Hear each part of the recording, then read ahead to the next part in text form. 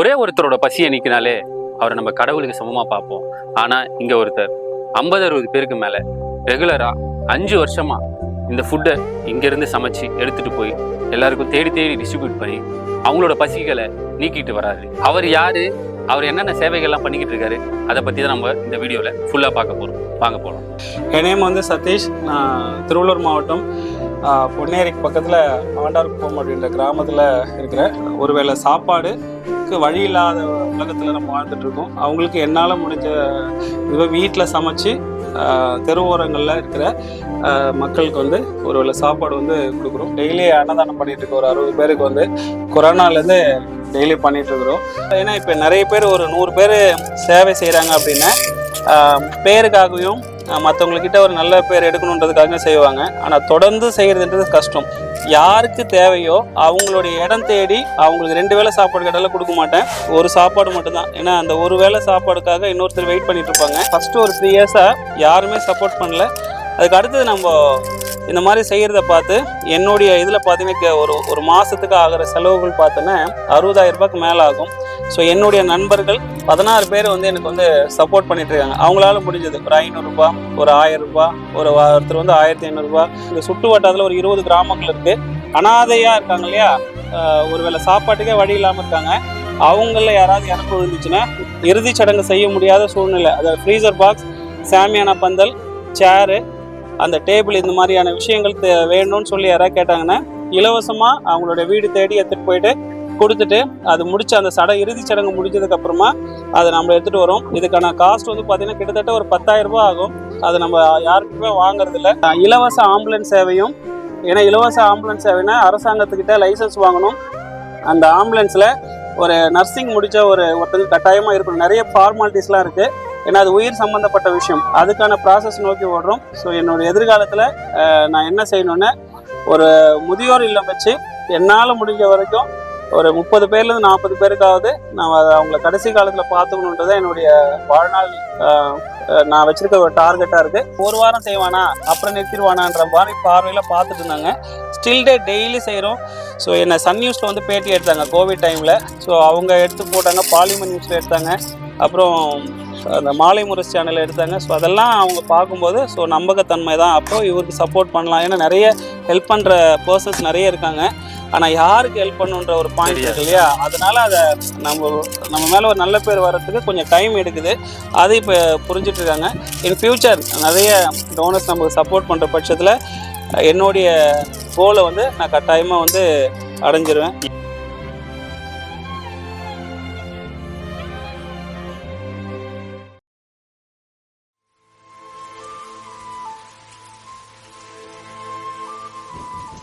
நல்லா இருக்கீங்களா? நல்லா இருக்கு. சரி வாங்க. சரி, சாப்பாடு செய்ய ஆரம்பிச்சிட்டோம். நம்ம அதை செஞ்சுட்டே பேசுவோம். டைம் இருக்காது, ஏன்னா பசியோட நிறைய பேர் இருப்பாங்க. அவங்களுக்கு டைமு கொடுக்கணும், இல்லைன்னா வேஸ்ட் ஆகிடும். சரி, இதுதான் நம்ம சமைக்கிற பிளேஸ். இப்போ பார்த்தீங்கன்னா தெரியும் உங்களுக்கு, வேலையெல்லாம் பரபரப்பாக நடந்துக்கிட்டு இருக்கு. இப்போ சார் கிட்ட தான் நம்ம வந்திருக்கோம். அவரை பற்றின டீட்டெயில்ஸ் நம்ம கேட்க போகிறோம். அவர் பேர் என்ன, அவர் என்ன பொசிஷனில் இருக்காரு, என்னெல்லாம் சர்வீஸ் பண்ணிக்கிட்டு இருக்காரு, வாங்க நம்ம போகலாம். சார் உங்களோட நீங்கள். ஹலோ, வணக்கம் எல்லாருக்கும். மிஸ்டர் பொன்னேரி யூடியூப் சேனலுக்கு என்னுடைய முதற்கண் வணக்கத்தை தெரிவிச்சுக்கிறேன். என் நேம் வந்து சதீஷ். நான் திருவள்ளூர் மாவட்டம் பொன்னேரிக்கு பக்கத்தில் ஆண்டார்குப்பம் அப்படின்ற கிராமத்தில் இருக்கிறேன். நான் வந்து Sridevi arts and science college கிருஷ்ணாபுரத்தில் இருக்கேன். அந்த கல்லூரியில் வந்து நான் கணித பேராசிரியராக இருக்கேன். 2009 டில் டேட் வரைக்கும் இருக்கிறேன். 15 வருஷமாக அங்கே கணித பேராசிரியராக இருக்கேன். ஸோ இப்போ பார்த்தீங்கன்னா நம்ம இன்றைக்கி நம்ம செய்ய போகிறது பார்த்தீங்கன்னா தயிர் சாதம் இன்றைக்கி செய்கிறோம். டெய்லி அன்னதானம் பண்ணிகிட்ருக்கோம். ஒரு 60 பேருக்கு வந்து கொரோனாலேருந்து டெய்லி பண்ணிகிட்ருக்குறோம். சார் நான் பார்த்தேன், பொமோகிரானேட்லாம் கட் பண்ணிட்டு இருக்காங்க, கிரேப்ஸ்லாம் இருக்குது.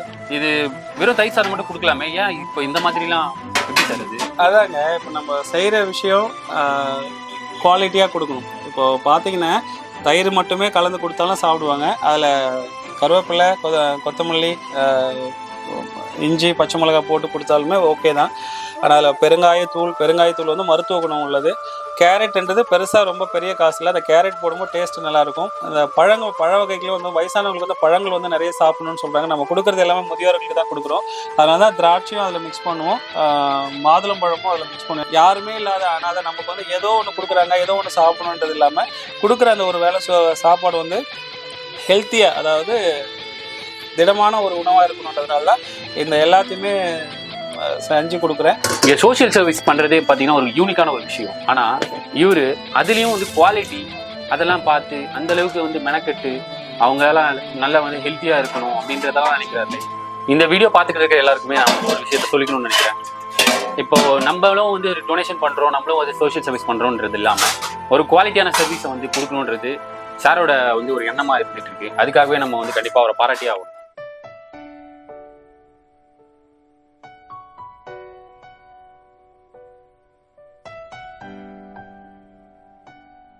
மாதுளம்பழம், இந்த மாதுளம்பழம் வந்து ரொம்ப ரத்தத்துக்கு வந்து ரொம்ப சுத்திகரிக்கும். ஸோ இதுவும் நம்ம மிக்ஸ் பண்ணுறோம். திராட்சையும் ரொம்ப நல்லது, அதை நம்ம மிக்ஸ் பண்ணிக்கிறோம். ஒரு நாள் தயிர் சாதம், ஒரு நாள் லெமன் சாதம் செய்வேன், ஒரு நாள் புளியோதரை இருக்கு இல்லையா, புளி சாதம், அது சாம்பார் சாதம், அப்புறம் காலையிலையும் செஞ்சு கொடுக்குறோம் அப்படின்னு சொன்னால் வெண்பொங்கல் செஞ்சு கொடுப்போம். அப்புறம் ஒரு நாள் உப்புமா செய்வோம். ஏதாவது விசேஷ நாட்கள் வெள்ளிக்கிழமை அது மாதிரி வரும்போது பிரசாதமாக சக்கரை பொங்கல் அல்லது கேசரி அது மாதிரி செஞ்சு கொடுப்போம். அதுக்கப்புறமா பிரிஞ்சியும் செஞ்சுருக்கிறோம், பிரிஞ்சியும் செஞ்சுருக்கோம். சார் இப்போ இது எவ்வளோ நாளாக வந்து பண்ணிக்கிட்டு வேலை செஞ்சுட்டே நம்ம பேசலாம், டைம் இல்லை. நம்மளுக்காக நம்ம செஞ்சு எடுத்துகிட்டு வருவோன்னு அந்த 60 பேருக்கு மேலே காத்துக்கிட்டு இருக்காங்க. நம்ம அவங்களுக்காக ஸ்கிப் பண்ண வேணாம். நம்ம 2020 மார்ச் மாதம் 25ஆம் தேதி தான் ஃபஸ்ட்டு லாக்டவுன். அன்னிலேருந்து இதை செஞ்சிட்ருக்கோம். ஸோ நான் இன்றைக்கி செய்கிறேன் அப்படின்னா அதுக்கு ஒரு முக்கிய காரணம் வந்து என்னுடைய நண்பன் செந்தில். அவர் வந்து மீஞ்சூரில் இருக்கார், நானும் அவரும் பிஎட்ல வந்து கிளாஸ்மேட்டு. ஸோ ஃபஸ்ட்டு எனக்கு இதை பற்றி எதுவும் தெரியாது. அவர் இதை செய்யும்போது நான் மீஞ்சூருக்கு இங்கேருந்து போவேன், லாக்டவுனில் வண்டிலாம் அலோவ் பண்ண மாட்டாங்க. எனக்கு ஒரு இங்கேருந்து ஒரு 15 கிலோமீட்டர் நான் அங்கே போகணும். நான் இங்கே செய்ய முடியுமா அப்படின்னு கேட்டேன்.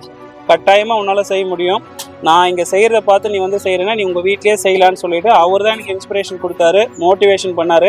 ஸ்டில் டேட் இன்னைக்கு வரைக்கும் எனக்கு எல்லா விதத்துலையும் அவர் சப்போர்ட் பண்ணி நான் செய்கிறதுக்கு உறுதுணையாக இருக்கார். இந்த நேரத்தில் என்னுடைய நண்பர் செந்தில்குமாருக்கு நான் மனசார நன்றியை தெரிவிச்சுக்கிறேன். அவர் இல்லைன்னா, அவர் என்னை மோட்டிவேட் பண்ணலன்னா நான் செஞ்சுருக்க மாட்டேன். என்னதான் நம்மளுக்கு எண்ணங்கள் இருந்தாலும் உன்னால் செய்ய முடியுன்ற ஒரு உந்துதல் வேணும் இல்லையா, அது வந்து அவர் தான். இந்த நேரத்தில் அவருக்கு நான் என்னுடைய மனமார்ந்த நன்றியை தெரிவிச்சுக்கிறேன். Thank you Senthil sir. நீங்க அவருக்கு நன்றி சொன்னீங்க, உண்மையிலே நான் உங்க 2 பேருக்கு சேர்த்து நன்றி சொல்றேன். எங்க மிஸ்டர் பொன்னியின் சேனல் சார்பா இந்த மாதிரி ஒரு சர்வீஸை வந்து எனக்கு தெரிஞ்சு இது வரைக்கும் யாரும் பண்ணதில்லை. பண்ணலாம், டெய்லி பண்ண முடியாது, தொடர்ந்து டெய்லி பண்றதுன்றது ஒரு மிகப்பெரிய சவால். நன்றி.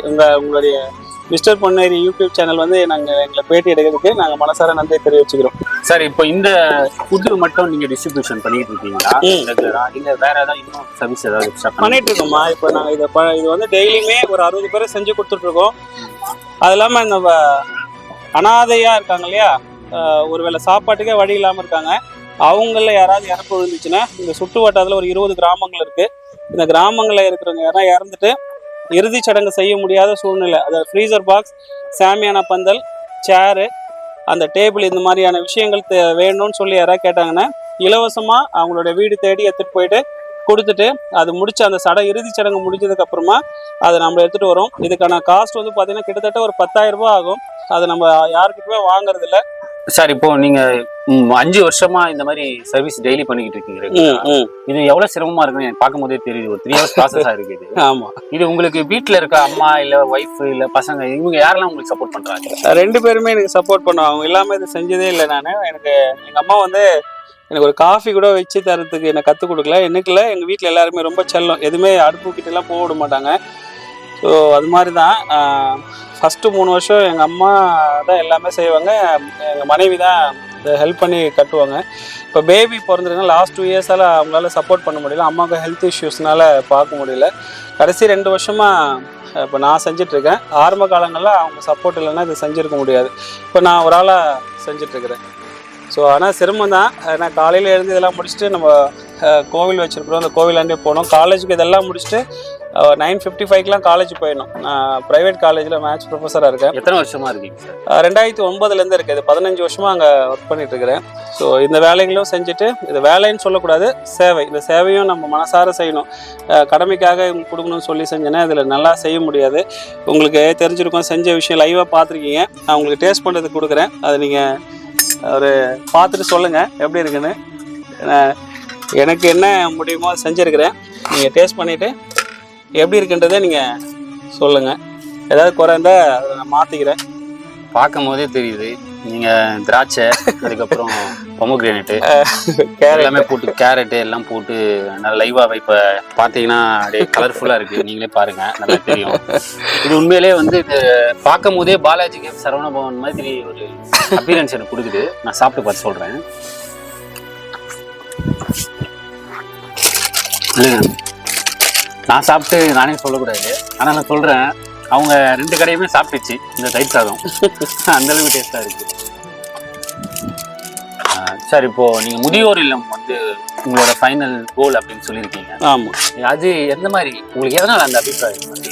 இன்னைக்கெல்லாம் பார்த்தீங்கன்னா அந்த காலத்துலாம் கூட்டு குடும்பம் தான் வந்து ரொம்ப சந்தோஷமா இருக்கும். எல்லாம் கலகலப்பாக ஒரே அடுப்பில் செஞ்சு எல்லாம் ஒன்றா உட்காந்து சாப்பிடுவாங்க. இன்னைக்கெல்லாம் கல்யாணம் ஆனவொடனே அவங்க தனித்தனியாக பிரிஞ்சு போயிடுறாங்க. ஸோ ஒரு காலகட்டத்தில் அப்பா அம்மாவை வந்து பார்த்துக்கிறத ஒரு பாரமாக, சுமையாகவும் பாரமாக நினைக்கிற ஒரு அங்கமாக இன்னைக்கு மாறிடுச்சு. இதை நம்ம கண் கூட நிறைய குடும்பங்களை நம்ம இன்னைக்கு வரைக்கும் நம்ம பார்த்துட்டு இருக்கோம். ஸோ சின்ன பாயிண்ட் என்னென்ன, ஒரு குழந்தை அது வந்து எப்படி சொல்கிறதுனா பாத்ரூம் போயிடுச்சு, அது ஒரு பேம்பஸ் வச்சு நம்ம தொடச்சி போட்டுரும். ஆனால் எல்லாத்தையும் அது அந்த குழந்தைக்கு வந்து சுய நினைவு இருக்காது. அதுக்கு சின்ன குழந்தை அதே எல்லாத்தையும் ஆண்டு அனுபவிச்சு அவங்களுடைய கடைசி இறுதி காலகட்டத்தில் வந்து பார்த்தீங்கன்னா அவங்களும் ஒரு குழந்தையாவே மாறிடுறாங்க. அவங்களுக்கும் அந்த மாதிரியான கேரிங்கோடு பார்த்துக்கிறது இன்னைக்கு எத்தனை பேர் பேரண்ட்ஸ் வந்து அந்த குழந்தைங்க வந்து பார்த்துக்கிறாங்க. நீங்கள் கணக்கு எடுத்தீங்கன்னா விரல் விட்டு சொல்கிற அளவுக்கு தான் இருக்க மாட்டுறாங்க. ஸோ அதனால எல்லாரையும் நம்ம குறை சொல்ல முடியாது. ஒரு சில குழந்தைங்க நல்லா பார்த்துக்கிறாங்க. ஆனால் நிறைய பர்சன்டேஜ்னு பார்த்தீங்கன்னா அதிகபட்சம் பேர் வந்து ஒரு ஸ்டேஜுக்கு மேலே அப்பா அம்மா வந்து முதியோர் காப்பகத்துக்கு வந்து அனுப்பிடுறாங்க. நிறைய பேர் என்ன பண்ணுறாங்கன்னா, நாங்கள் மாதம் ஆனால் 10,000 கொடுத்துட்றோம், எங்கள் அம்மாவை வந்து இங்கே சேர்த்துடுறோம், எங்கள் அப்பாவை இங்கே சேர்த்துடுறோம், நீங்கள் பார்த்துக்கோங்க, அங்கே காசு நாங்கள் கொடுத்துட்றோன்னு சொல்லிட்டு இருக்காங்க. அந்த பேரண்ட்டோட மனநிலையை கொஞ்சம் யோசிச்சு பாருங்க. தன் குழந்தை பிறந்தப்போ நமக்கு அது பாரமாக இருக்குன்னு அவங்க எடுத்துன்னு போயிட்டு குழந்தைகள் காப்பகத்தில் விட்டுட்டு வந்தோன்னா அந்த குழந்தைகளோட நிலைமை என்ன ஆயிருக்கும். ஆனால் அந்த பேரண்ட்ஸு அவங்க பிச்சை எடுத்தால் கூட அந்த குழந்தைய நல்லபடியாக காப்பாற்றி ஒரு வளர்த்து விட்றாங்க. ஆனால் அவங்க வளர்ந்ததுக்கப்புறம் ஒரு ஸ்டேஜுக்கு மேலே அந்த அப்பா அம்மாவை எடுத்துன்னு போயிட்டு முதியோர் இல்லத்தில் சேர்க்குற வழி, நான் நிறைய முதியோர் இல்லத்துக்கு போயிருக்கேன், அது எனக்கு நிறைய வேதனை கொடுத்தது. ஸோ அதையே நம்ம பண்ணக்கூடாது அப்படின்றது தான். அதுதான் சார் நீங்கள் சொல்கிற மாதிரி கடமை, நன்றி கடமை, அதெல்லாம் தாண்டி இப்போ நீங்கள் சொல்ல ஒரு விஷயம், நீங்கள் செய்கிற விஷயம் அதெல்லாம் தாண்டி இருக்குது. அதெல்லாம் வந்து இந்த மக்களுக்கு புரியுமான்றது எனக்கு தெரியல. இந்த மாதிரி ஒரு வீடியோவை பார்த்தாவது எல்லாருமே கண்டிப்பாக புரிஞ்சுக்கிங்க நான் நம்புகிறேன். உலகம் ஃபுல்லாக இருக்கிற தமிழர்களுக்கு நான் சொல்லக்கூடிய ஒரு விஷயம் என்னென்னா, அந்தந்த ஊரில் உங்களால் முடிஞ்சது ஒரு நாளைக்கு ஒரு 10 பேருக்கு செய்யுங்க. 10 பேருக்கு முடியலையா, ஒரு இட்லி 5 ரூபான்னா 4 இட்லி 2 பேருக்கு ஒரு 40 ரூபா செலவு பண்ணி 20 ரூபா 2 பேருக்கு கொடுங்க. ஒரு மனுஷன் அப்படியும் முடியல ஒரு 2 இட்லி கொடுங்க. ஒரு 2 இட்லி சாப்பிட்டானே அதுலேருந்து அவன் சாப்பிடாம இருந்தால் கூட ஒரு 3 நாள் 4 நாள் வந்து உயிர் வாழ்வான். அதனால முடிஞ்ச வரைக்கும் அந்தந்த ஊரில் இருக்கிற நம்ம தமிழர்கள் அவங்களால முடிஞ்சது ஹெல்ப் பண்ணுங்க. அதாவது இங்கே செய்யணுன்றதெல்லாம் ஒன்றும் இல்லை, மனசார செய்யுங்க. யாருக்கு வேணுமோ தேவையறிஞ்சு செய்கிறது ரொம்ப முக்கியம். நம்ம எடுத்துன்னு போயிட்டு ஒரு பஸ் ஸ்டாண்டில் வச்சுட்டு நம்ம போயிட்டோம்னா யார் வேணால் எடுத்துப்பான். அதாவது என்னால் 100 ரூபா கொடுத்து பிரியாணி வாங்கி சாப்பிட முடியும்னாலும் நான் எடுத்துப்பேன், ஏன்னா ஃப்ரீயாக வருது அப்படின்ற ஒரு தாட்டு. ஆனால் யாருக்கு கொடுத்தா அந்த பசி அடங்குமோ அவங்கள தேடி போய் கொடுக்கறது தான் வந்து ரொம்ப முக்கியம். இந்த ஒரு விஷயத்தை வந்து நீங்கள் நல்ல ஆழ்மனத்தை பதிவு பண்ணீங்கன்னா அது கரெக்டான விஷயமா போய் சேரும். ஏன்னா ஒரு சில நம்ம வச்சுட்டு போயிட்டு வைங்களேன், ஒருத்தர் ஒரு பார்சல் எடுக்காமல் 10 பார்சல் கூட எடுத்துகிட்டு போகிறவங்களாம் இருக்காங்க. அதை எடுத்துகிட்டு போய் வீணாக நாய்க்கு போடுறவங்களும் இருக்காங்க. ஸோ அப்படி இல்லாமல் பசியோடு இருக்கிறவங்களுக்கு செய்யறதுக்கு நம்ம எல்லாம் சேர்ந்து முயற்சித்த பசி பட்டினியில் சாகுறவங்க நம்ம இந்தியாவில் அதிகமாக இருக்காங்க. அதை வந்து நம்மளால் முடிஞ்ச வரைக்கும் குறைக்கலாம். இன்றைய காலத்தில் இருக்கிற சமுதாயத்தில் இருக்கிற இளைஞர்களுக்கு இது ஒரு தூண்டுதலாக இருக்கும் அப்படின்னு நான் நம்பிக்கையில் சொல்கிறேன். நீங்கள் எல்லாம் உங்களோட ஃப்யூச்சரில் நம்ம 1000 ரூபாய்க்கு செய்யணும், அப்போ தான் உங்களுக்கு பசி அடங்குன்னா முடியலையா 5 ரூபாய்க்கு செய்யுங்க. அந்த 5 ரூபாய்க்கு செய்கிறத மனசார செஞ்சிங்கன்னா யாருக்கு தேவையோ அது வந்து போய் சேரும்ன்றது இந்த காணொலி மூலமாக என்னுடைய ஆதங்கத்தை தெரிவிச்சுக்கிறேன். நம்ம எல்லாம் சேர்ந்து செய்வோம். பசிப்பட்டினி இல்லாத இந்தியாவை நம்ம எல்லாம் சேர்ந்து உருவாக்குவோம். எல்லாத்தையும் எடுத்து பேக் பண்ணிட்டு நம்ம குரூப் போகலாம். கூட எடுத்துகிட்டு வண்டிக்கு வந்துடுங்க சார். நீங்கள் வேணா கேன் எடுத்துக்கோங்க கூட. வாட்டர் கேன் கூட எடுத்துகிட்டு போகிறாங்க. நம்மளே நீங்கள் சப்போர்ட் பண்ணுவோம் சாரிக்கு.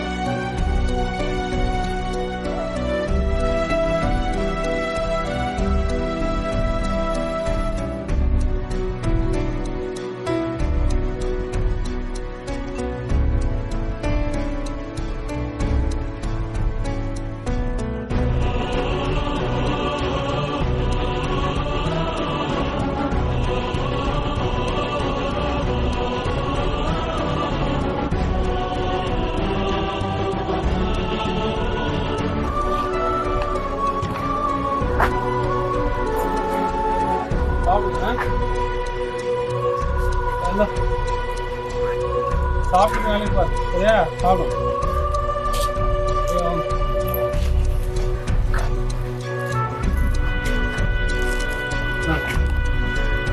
சாப்பிடும் சாப்பாடு வீணாக கூடாது சரியா? எல்லாமே ஒவ்வொன்று கஷ்டப்பட்டு படித்தோம். சாப்பிடும் கீழே கீழே வர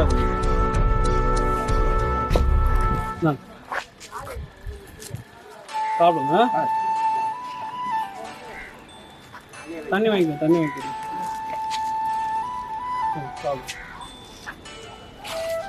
சாப்பிடும் சாப்பாடை வீணாக கூடாது சாப்பிடுங்க.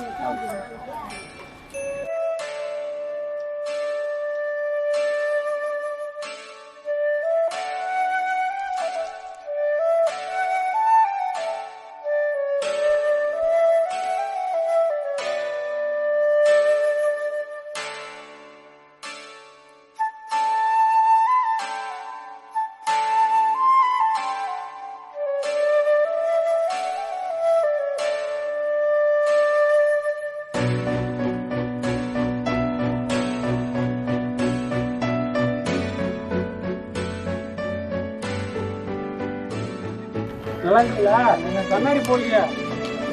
கை தைச்சிங்க. சரி சரி சாப்பிடுங்க. உங்கள் வீடு இங்கே தானா?